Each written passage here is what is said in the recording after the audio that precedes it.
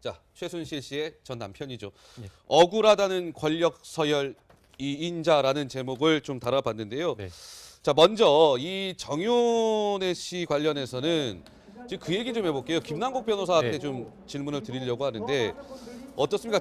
지금 정윤회 씨가 채널A랑 얼마 전에 굉장히 장시간 동안 단독 인터뷰를 했어요. 예.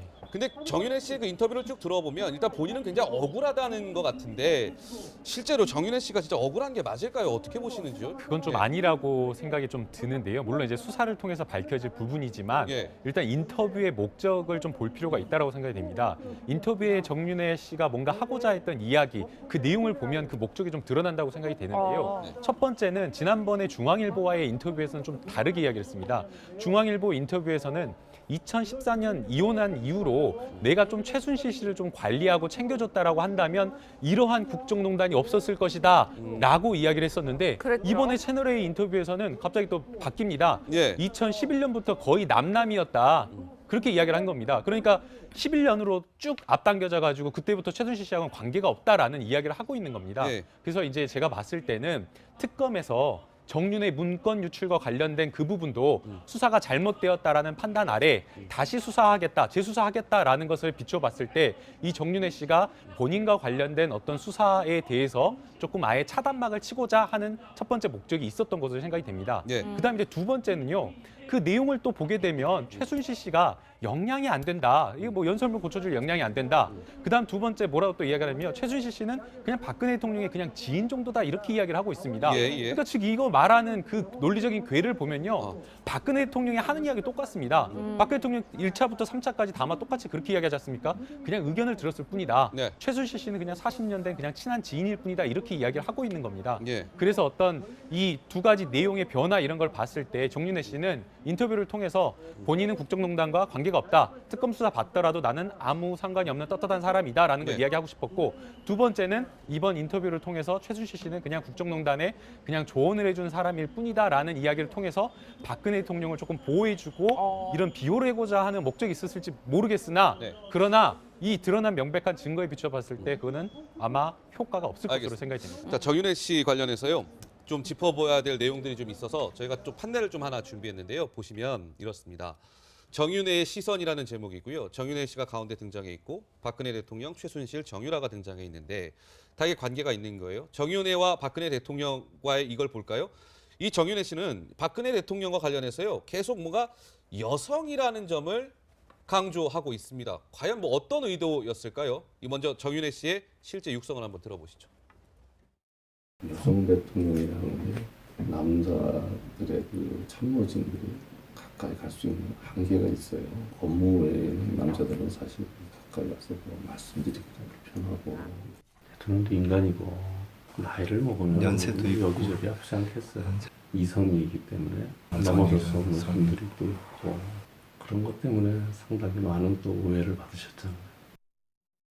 그러니까 이제 정윤회 씨는 박근혜 대통령과 관련해서는 박근혜 대통령이 뭔가 이렇게 계속 여성이다라고 얘기하면서 뭔가 좀 이렇게 보호해 주려고 하는 듯한 그런 뉘앙스가 굉장히 강하게 좀 느껴지잖아요. 지금 예. 최순실 씨가 여성이잖아요. 예. 그러니까 최순실 씨가 박근혜 대통령이 여성이기 때문에 남자들이 가까이 가지 못하는 그 한계를 최순실 씨가 다 채워준 거다. 사실 보호해 주려고 저런 얘기를 하는 건데 박근혜 대통령 주변에 있는 남자들이 문제인 것 같아요. 아, 박근혜 네. 대통령 주변에 있는 지금 남자들이 최순실은 이제 그걸로 그냥 우리가 이제는 변론으로 일단 남겨놓고 일단 남자들을 보면은요 김기춘 전 실장, 그 다음에 우병우 수석. 예, 우병우 수석, 그 다음에 주변의 남자들, 그 다음에 지난번에 유영아 변호사, 예, 그 다음에 지금 정윤회 씨까지 이 측근들이 다 뭐라 그러냐면 여성 대통령이라서. 뭐 물어볼 수 없었다는 둥, 또 여성 대통령이라서 계속 이런 얘기를 해요. 그러면 듣는 여성들 무지하게 기분 나쁜 거잖아요. 예. 우리는 여성 대통령을 뽑은 게 아니에요. 우리는 그냥 대한민국의 대통령을 뽑은 거예요. 그래서 사실은 우리는 딸들에게 이렇게 말하잖아요. 넌 여자 대통령 아닌 대통령을 꿈꿔라. 예를 들면 넌 여자 검사가 아닌 검사가 되라.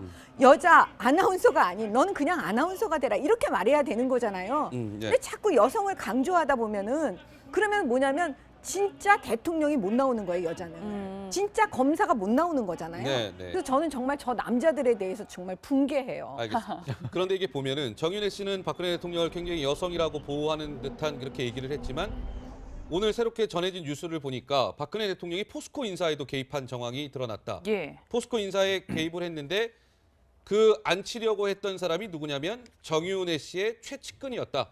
포스코의 홍보 쪽에 일하는 홍보실장인데요. 정윤혜 씨의 최측근 인사가 포스코의 홍보 담당 간부로 임명이 됐다는 뉴스도 전해졌습니다. 자, 두 번째 볼게요.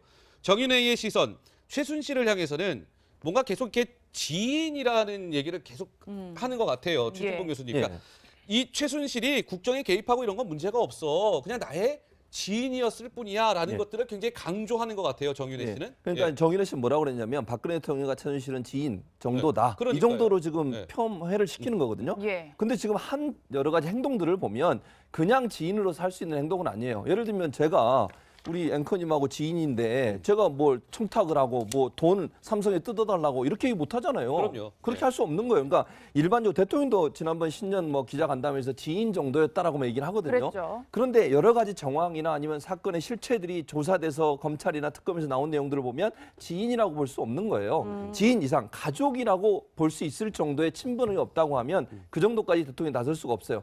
오늘 또 여러 가지 조사 결과 나온 것 중에 뭐가 있었습니까?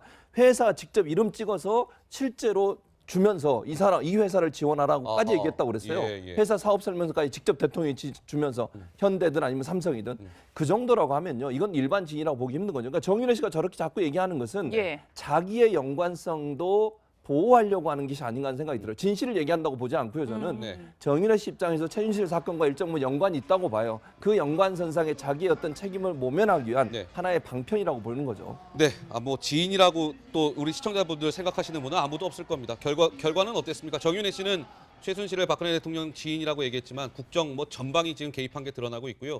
자, 정윤혜 씨는 본인의 딸인 정유라에 대해서는 뭔가 유라는 내 딸 유라는 피해자다. 뭔가 이게 피해자라는 것을 강조해요. 예. 실제- 관련해서 정윤혜 씨가 직접 또 한 얘기가 있죠. 예. 자, 정윤혜 씨의 실제 육성으로 한번 확인해 보시죠. 새벽에 나가서 뚱땡이가 뭐 모르도록 열심히 했죠. 열심히 하고 이렇게 안타깝게 그런 부분이 내가 참 안타까운데 아빠 엄마가 항상 또 왕따를 많이 당했지. 이상하면 원래가 승마가 말이 많고 근데 얘기를 하자면 그런 왕따 그런 것도 이제 걔도 어떻게 보면 피해자예요. 네. 네. 직접 인터뷰를 한 취재 기자의 전언에 의하면 정유라 씨 이야기가 나오니까 눈시울이 붉어졌다고 해요. 그런데 정유라 씨를 피해자다라고 표현하는 게 지금 우리 정서에 맞나요? 그냥 저거는 그냥 아버지가 딸을 생각하는 마음이라 그냥 이해했으면 좋겠어요. 저는. 그러니까 피해자는 아니죠, 당연히. 어떻게 피해자입니까?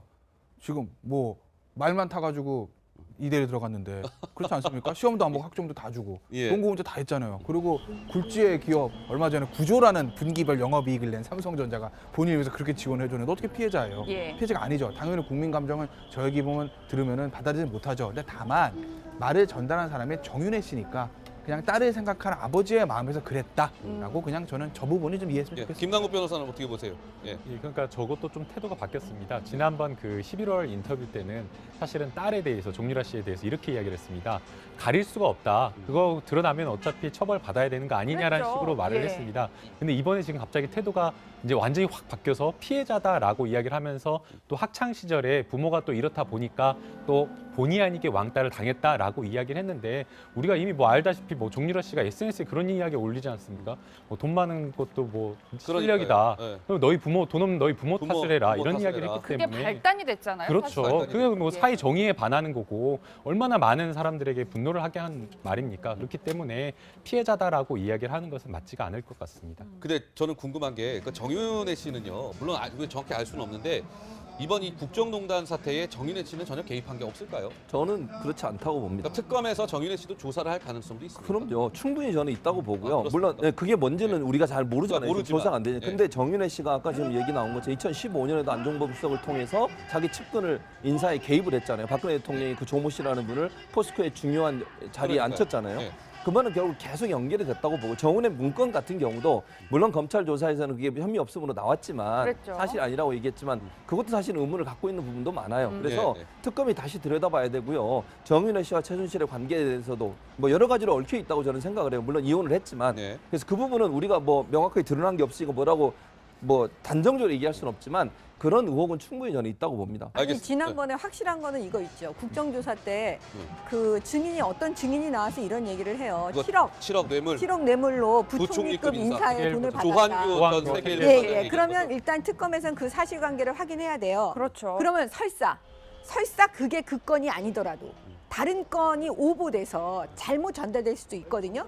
그럼 뭐냐면 뭔가라도 나올 수 있는 거예요. 아마 그걸로 제가 볼 때는 일단 특검에서 부르기가 쉬울 거예요. 그렇군요. 알겠습니다.